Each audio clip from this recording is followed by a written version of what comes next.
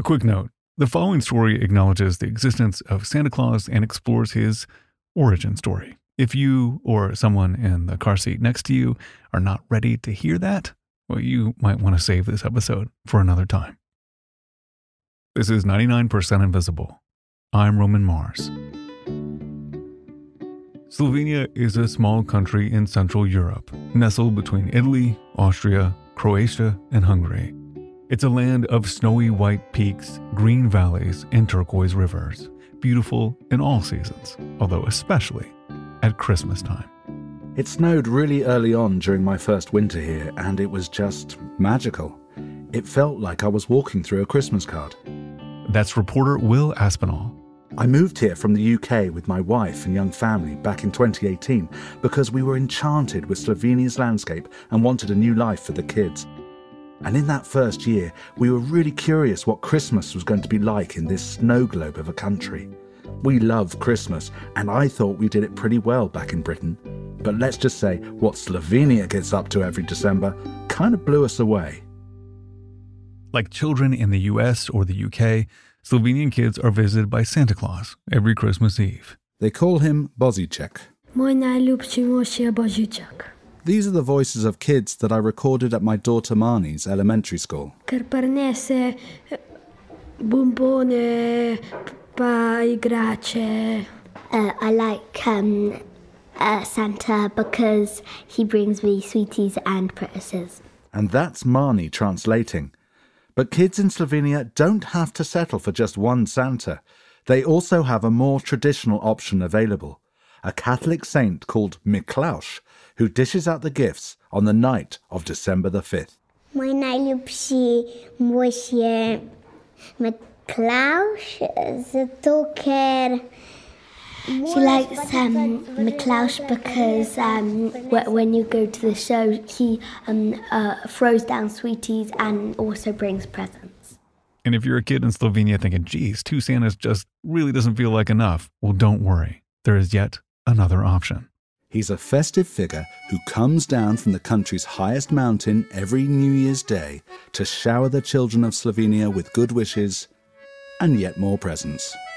Môj najljubši mož je Dedek Mraz.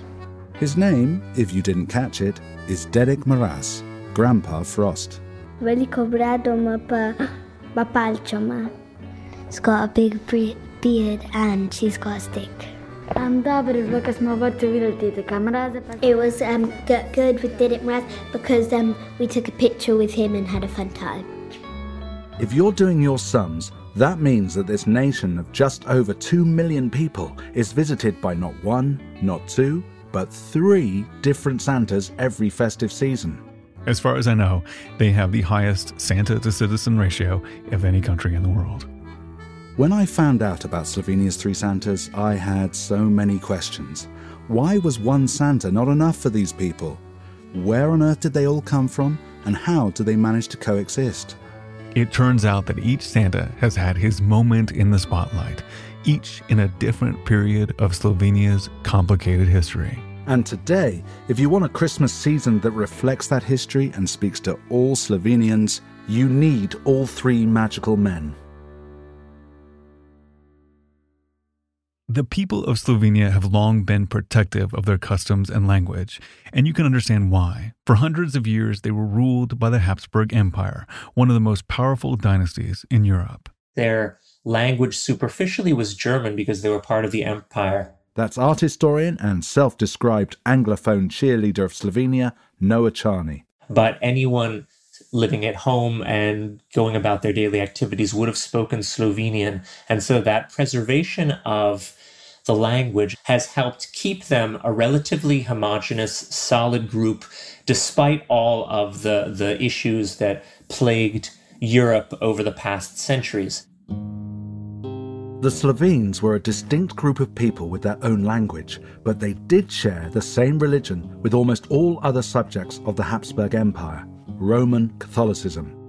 Roman Catholics loved their saints, and around Christmas time, there was only one saint that mattered.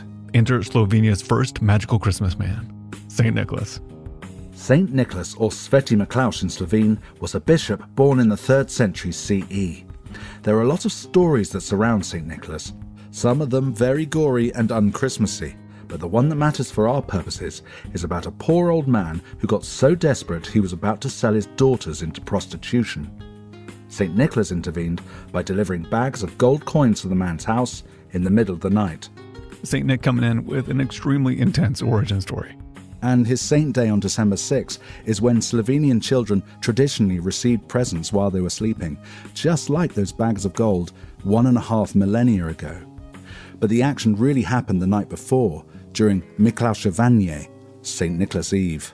In the capital, Ljubljana, there was a church-sponsored parade, with Miklaus at the centre, dressed like a Catholic bishop with that iconic pointed hat, golden slippers, and a curling bishop's staff. Saint Nicholas in the Slovenian tradition is kindly, but he's accompanied by a group of little demons called parklni. And their role is essentially as a tool to be used by parents to frighten children into being obedient. These parklni, these demons, are supposed to carry around clanking chains that they drag you off with. That is intensely spooky for a Christmas story. Yeah, Miklavševanje really knocks Halloween into a cocked hat. Some of the people I spoke to were genuinely traumatized by it because in rural areas, people would actually dress up as these demons and take the opportunity to torment local children. Miklaus was Slovenia's only Santa for generations, until the 1940s, when the country traded one empire for another and swapped Santas in the process.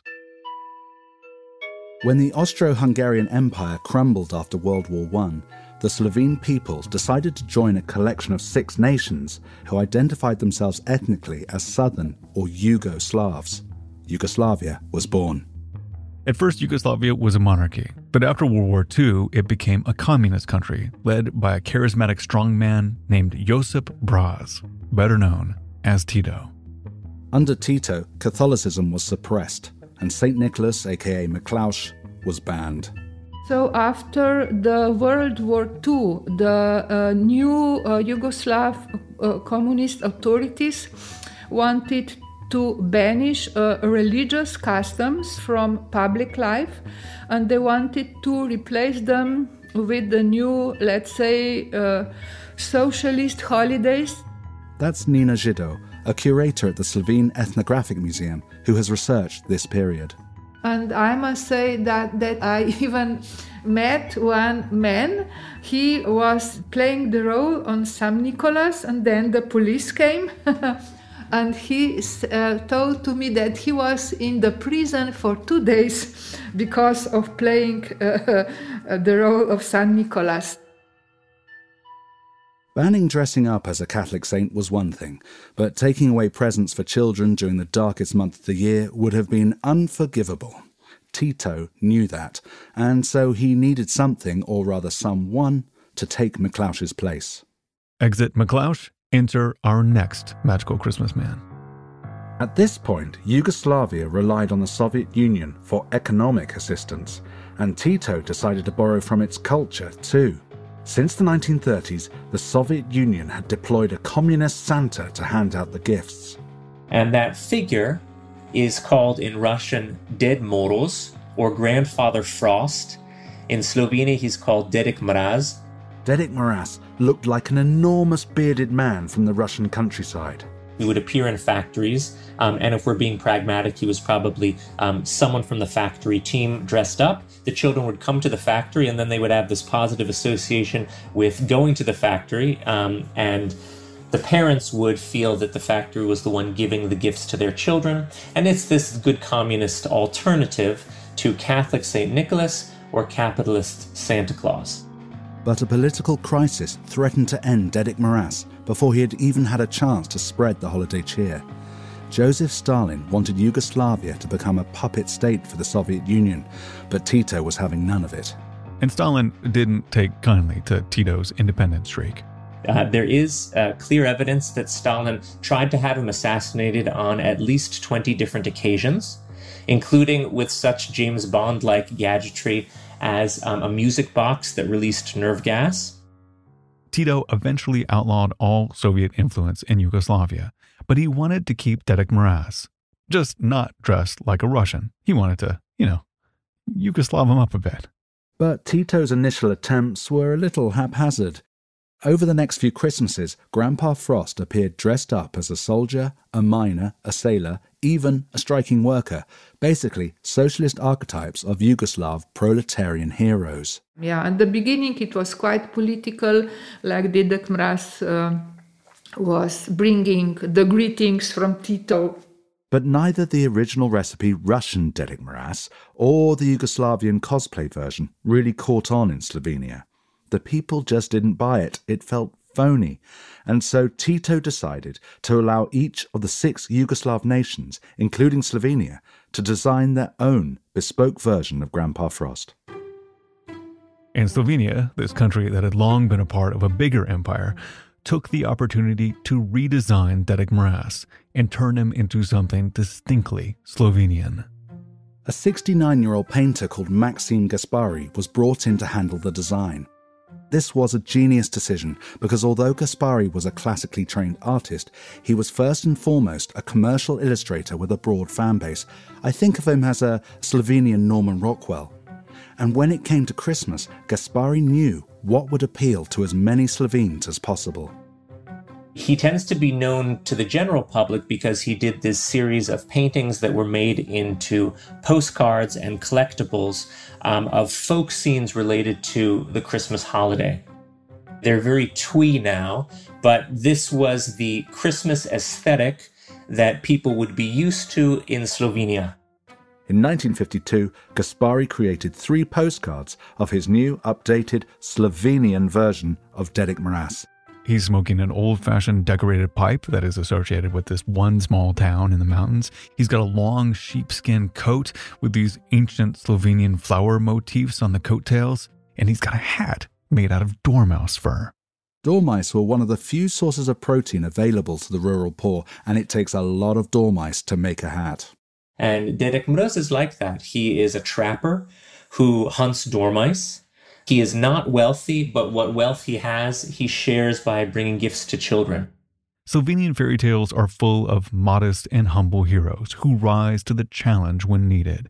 Mountain men ready to answer the call. So Gaspari was making sure that his Dedek Mraz spoke directly to the character of the people. A voluntary organisation called the Association of Friends of Youth was in charge of the Dedek Mraz rollout. They made 10 identical costumes from Gaspari's designs, and in 1952, the new Dedek Mraz made appearances in and around the capital. This was followed by a booklet called Dedek Mraz Prihaja, Dedek Mraz is Coming, in 1957. The booklet had one main instruction. Dedek Mraz was a fairy tale figure designed only for kids. He wasn't a piece of state propaganda the way Stalin or Tito had treated him. He was fun. Translated into English, the booklet said, Dedek Mraz is not a didactic figure, but a lively, cheerful, witty, fairy tale figure that sinks into the child's world so the child comes to life with it. And it seems to have worked. I believe Dedek Mraz was real when I was young. And this is my friend Jasna. She was a child of the Slovenian 70s and 80s and grew up with the distinctly Slovenian Dedek Mraz. You know, because you really saw him, because he came to kindergarten. He was not a fictional character, you know, that you see it only on TV or just hear stories about him, or, you know, he will come during night. And no, he came in during day. He came to you. He gave you his hand. He hugged you. So it was a real person. And it gets better, because they also hired one of the greatest writers of children's songs in Slovenia, Janez Bitenc, to give Dedek Mraz his own catchy theme song. Siva kučma, bela brada. I don't remember the words. Just a second.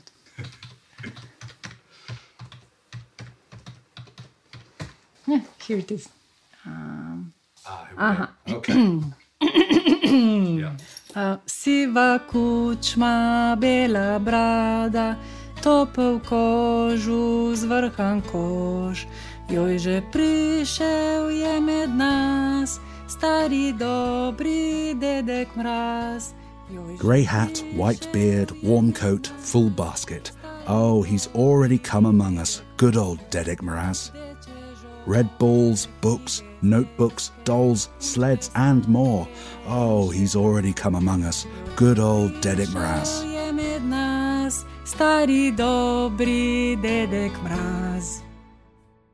Yeah, maybe say sort of hello to listeners in America. I'm Dedek Mraz. In English or in Slovenian? Slovenian, why not? Hej, pozdravljeni drobiš. Nisem več prav urnih nog, toda kaj ko čaka me cel kup otrok. Pozdravljeni vsi moji poslušalci. This jolly fellow is Robert Valtel. He started playing Dedek Mraz at the main parade in Ljubljana in 1987. Leto vam želi vaš Dedek Mraz. Robert is quite a character in his own right. We talked for hours in his apartment, alongside the love of his life, his dog, Umbra. Okay. Umbra, mir dej, prosim. Mir. What breed is Umbra? Lagotto Romagnolo. Italian water dog. Fancy. Yeah, fancy. When Robert started performing as Dedek Mraz, Tito had been dead for 7 years, and Yugoslavia was on a downward spiral to complete disintegration. But Slovenia was actually doing well economically and felt that the other republics were dragging her down. So in 1991, Slovenians took their chances and declared independence from Yugoslavia. And it was fantastic. It was really fantastic because it was like almost everyone for the independence. Jasna remembers this period feeling almost too good to be true.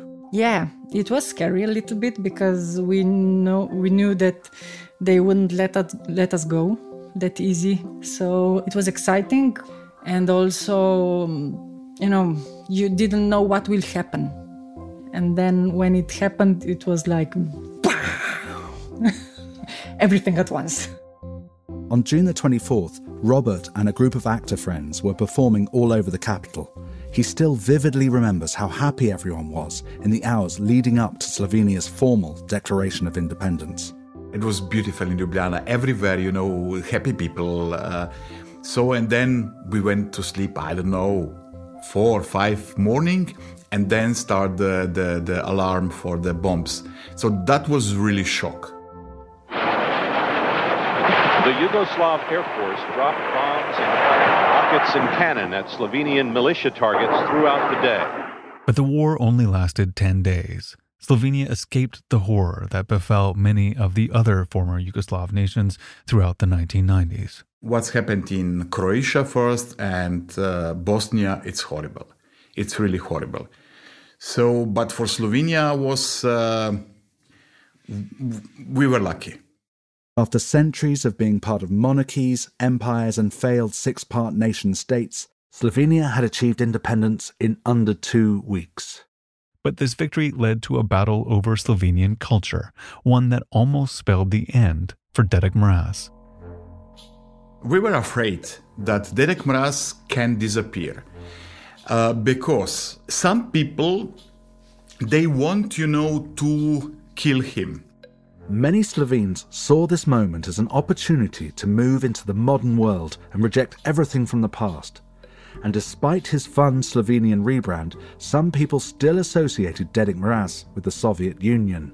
But what was really funny, they want to replace him with Santa Claus. Enter Slovenia's third magical Christmas man, Santa Claus. The red suit wearing, reindeer having, rosy cheeked jolly fellow that you probably are picturing right now thanks in part to the Coca-Cola Company. Their Christmas character was designed to be used in Coke ads starting in 1931. And like the beverage itself, their Santa image went nearly everywhere in the capitalist world. And suddenly Slovenia was a democratic, capitalist, friendly country. And looking to America and looking to Western Europe and hoping for a brighter, more independent economic future. Well, if you're interested in economic futures and capitalism, then you want your Santa wearing red pajamas and bringing as many gifts as possible. Many Slovenians embraced Santa Claus, but this time, the new Santa didn't push the old one off the stage. In the end, Dedek Mraz survived the transition from socialist Yugoslavia to democratic Slovenia. It's hard to say exactly why, but I can't help wonder if it's because he was so well designed. Even though he was a relatively new creation, Dedek Mraz was crafted to feel like he had always been there, like he was an ancient artifact of Slovenian culture, and people like Jasna weren't going to let him go without a fight. It's still a part of our history. Why kill it? I grew up with it. I didn't grow up with Santa Claus. Dedek Mraz is a part of us. So, no way. Totally, no way. Dedek Mraz and Santa Claus were side by side, sharing the Christmas spotlight, and that would have been enough for most countries. But there was a sleeping giant in this story, our first magical Christmas man who had never really gone away, Sveti Miklauš, the original Catholic Saint Nick. While the government had banned public religious celebrations in the Yugoslav era, Catholic families still held festivities in private. Yeah, so after the independence, all these customs connected with the religion, they were again introduced in the public life. So St. Nicholas came back. And Robert Voltel, Ljubljana's go-to Dedek Mraz, actually played a key role in Miklauš's return. He believed that if Slovenia was to move on, it had to reconcile its past as a faithful Catholic nation. When you show that they can be together, St. Nicholas and Grandpa Frost, Dedek Mraz, and that they can both say something nice and do something nice, it's a beautiful. And so in 1991, Robert, already the capital's go-to Dedek Mraz, decided to organise a parade for Miklauš. It was the first one since the Second World War, the saint's grand return to public life. Never shying away from a challenge, Robert decided to play the central role of Miklauš himself. For me this is theatre.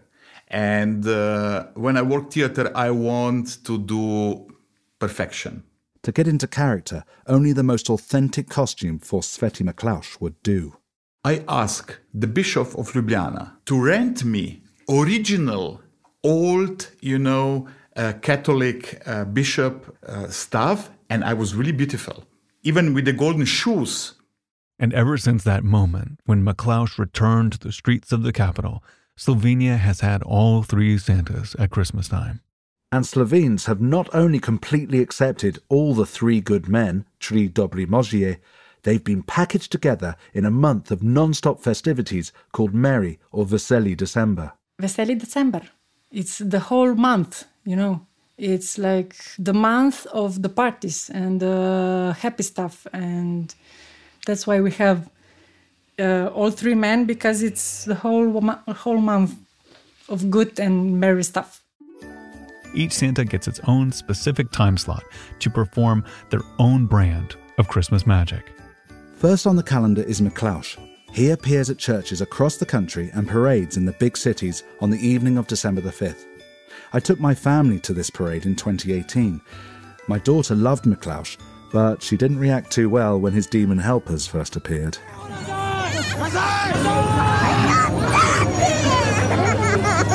Monty, okay? It's okay, darling. Baby, it's okay!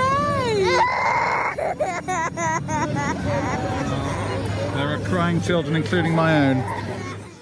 That's a lot of screaming and terror for a Santa parade. Then comes Santa Claus or Božiček. Christmas Eve is obviously his allotted night, but he tends to hang around the shops and malls. And finally, there's Dedek Mraz. He actually makes appearances in kindergartens and schools throughout December, but post-Christmas time, he's the only Santa left on the scene. His parade happens around New Year's.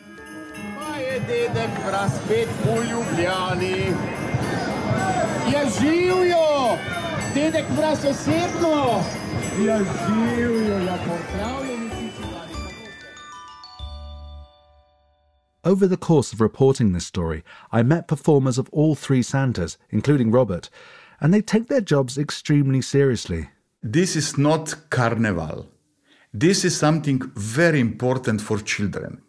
Helping children is fundamental to Robert's role in the Slovenian Christmas, but it's not always easy. So the children, they're not all happy. They're not living all in happy families. And when they see they have opportunity to speak with Dedek Mraz, they can say a lot of sad things from their lives. kids ask you for help, like my father beat my mother, he's an alcoholic, please, Dedek Mraz, can I stay with you? I don't want to go home. That's really difficult. I'm not social worker. I cannot really help to them. Yeah, it's a lot of frustrations also behind this, because how to really help? Robert's response really moved me. I always thought dressing up as a Santa would be an almost entirely wonderful experience, but it's clear that there's also this feeling of a real responsibility. All of the Santas are supposed to provide comfort to the kids of Slovenia, but according to Robert, it's Dedek Mraz they turn to most, the Santa designed for the Slovenian people by the Slovenian people. Today, almost no one thinks Dedek Mraz came from Soviet Union, because we make a completely new story. Slovenia has survived empires and a socialist autocracy to emerge as a proud independent state. Instead of repressing the past, it has embraced the Santas that once defined it, coordinating a festive season that has a time and a place for all of them. One last question. How long are you going to be Dedek Mraz, and who will you hand it on to? How long I will be Dedek Mraz? Who knows? I will try my best, but it depends on my health. So I already have some of my colleagues, they can replace me. And this will continue for sure. Yeah. Dedek Mraz will live forever.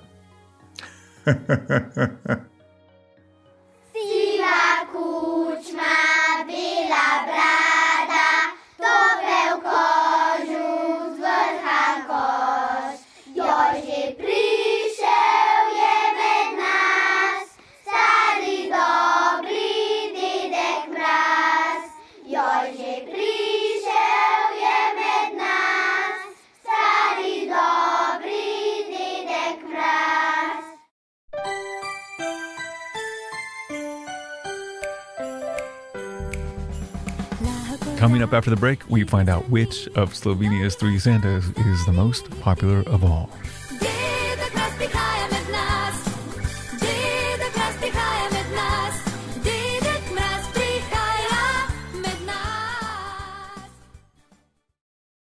So I'm back with reporter Will Aspinall. And Will, I just want to ask you a little bit more about how the Santas operate in Slovenian society. I mean, we talked about how they divide up the month of December, but does everyone, celebrate each of them equally, or do some of these political and religious factions that sort of created them sort of extend into today? Like, how does it really work with your average family? Yeah, you can see that these three Santas do represent sort of three tribes, if you like. Miklaus goes with the Catholic faithful, Dedek Mraz with old school socialists, and Santa Claus with, the new coming aspirational consumers. But it's not quite as simple as that. Many parents with young children will opt for all three. Some will opt for one or two. I mean, my friend Jasna, when I asked her this question, she explained to me how each of the three Santas functioned in her life. Now, she comes from a coastal town called Koper, near Italy. The coast was more communist, red area, let's say, and we have only Dedek Mraz. Although we knew Santa Claus because of Italy, because of the border, because they had Santa Claus. So after independence in 1991, she moved north to the mountains close to the border with Austria, and then she married and had 2 kids. And as a parent, she welcomes all 3 Santas as a way of celebrating Merry December with both sides of the family. And usually we went for Christmas in Koper, and for New Year we were here. So in Koper came Santa Claus, and here came Dedek Mraz. And okay, Miklaus, it was only for fruit and sweets, no toys. So we had also this. So we have all 3. So Miklaus is stuck with fruits and sweets, no toys. Well, so how are you raising your kids? Like, are all 3 Santas in their lives? I'm afraid it's totally unavoidable. It was Mikkel Giovanni last night. So this morning, they received their stockings from Miklaus. And that's a new thing for them, which they have totally, they're very happy with indeed. They got a stuffed toy, they got a tangerine, chocolate shaped like the devils and Miklaus, and a new book. But we also have, obviously, we have Father Christmas, as we call him in the UK, Santa Claus, Christmas Eve. He's coming up. Derek Morass, actually, we haven't been in the country for New Year's Eve. So we need to give that a go this year. Oh, so is Derek Morass coming to your house or to the kindergarten? It's still a bit of wait and see with the pandemic this year. But actually, I tracked down the guy who is the Derek Morass in our area. He's a wonderful man called Gregor Antolin. All three Santas will survive because they are superheroes. And we need superheroes.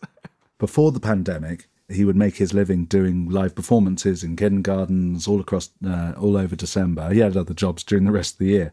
But obviously, with the pandemic in 2020, with the lockdown that we had, he had to think fast. Before Corona, we make in December live performances. And now we must do something new because we were at home. His genius plan was that he would do an online videogram service for Slovenian kids. It was inspired by a US Santagram video messaging service that he saw. And he decided to bring it to Slovenia. So Santagram is like a video message from Santa to kids. And you said he plays Derek Morass in these. Not just Derek Morass. This is Slovenia, so he has to do all three. And that requires quite a little bit of financial outlay and planning because he needs not just 3 costumes, which are pretty expensive because I've seen them and they are the real deal. I mean, this Derek Morass one was almost $2,000. Wow. Custom made.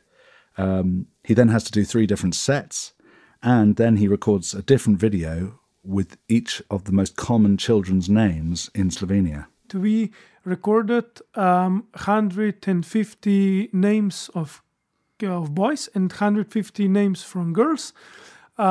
This was the most common names in past 2 years. Okay, so 150 girls' names, 150 boys' names. That's 300 names for each Santa. So 300 times 3 is 900 names that he has to record, and it has to work first time. So imagine retakes. Wow. That's really a lot of work. And then I should say that the parents can choose their Santa, and they can choose the name, and then they can choose the message. And cleaning teeth is a very high priority for Slovenian parents. So this is the message that Santa or Miklaus or Derek Morass has to say is to be a good child this year and clean your teeth, and then I'll bring you presents. Yeah, exactly. Classic. I really wish I could have seen it in person. I did pester him, but it was a closed set. Well, you got to keep these things secret. I mean, this is magical stuff we're talking about here. He did very kindly send me some sneak peeks of his performance. So would you like to hear some? Oh, absolutely. Let's hear them. Okay, first up, Santa Claus. V moji hiši je vedno tako živahno, da včasih škrati kar pozabimo, koliko dela imamo in pa koliko daril je še za zaviti. Medvedku manjka še... He's got some energy. Oh yeah.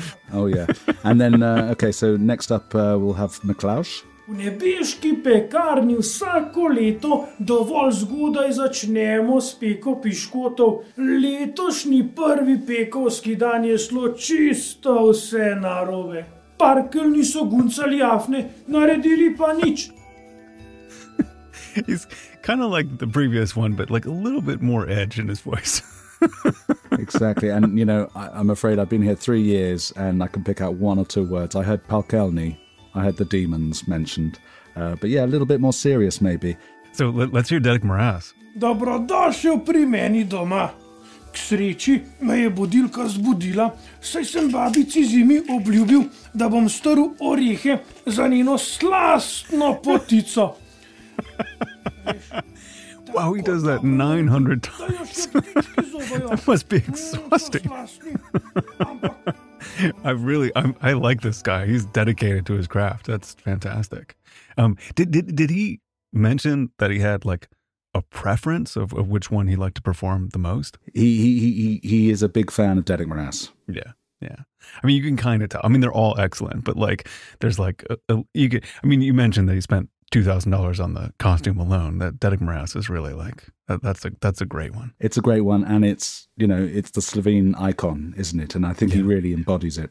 But after the first year of data gathering from the Christmas 2020, he actually has this very unique data set of who is Slovenia's favorite digital Santa.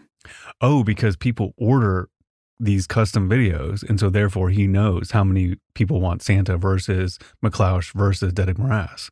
Oh, this is fascinating. Okay, so what was the result? The 80% ordered Santa Claus video, 15% was Derek Morass, and only 5% was McCloush. Wow, I mean, I like Santa Claus is great. You'll never get me dissing Santa Claus, but I have to admit I'm a little disappointed that Derek Morass isn't like really the most favorite in Slovenia, just because it's unique to Slovenia. That's what makes it so special.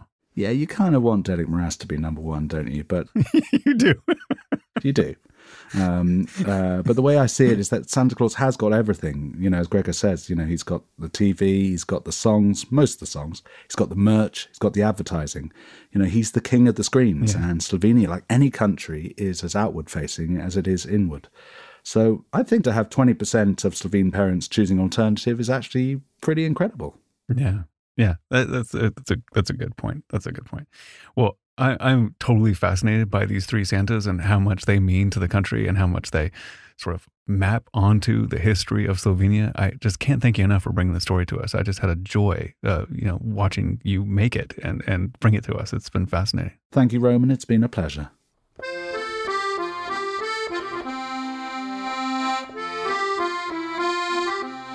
"99% Invisible" was produced this week by Will Aspinall, edited by Emmett Fitzgerald and Joe Rosenberg, mix and tech production by Jim Briggs, fact-checking by Graham Haysha, music by our director of sound, Swan Real.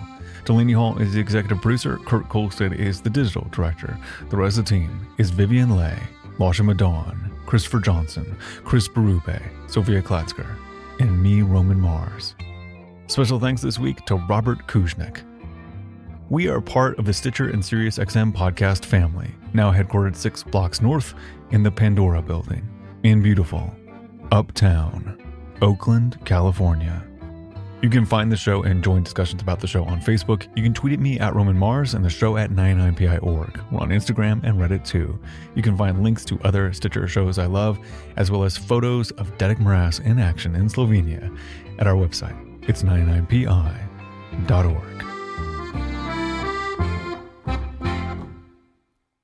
For all of those who celebrate, I wish you a Merry Stitchmas and a Seriously XM New Year.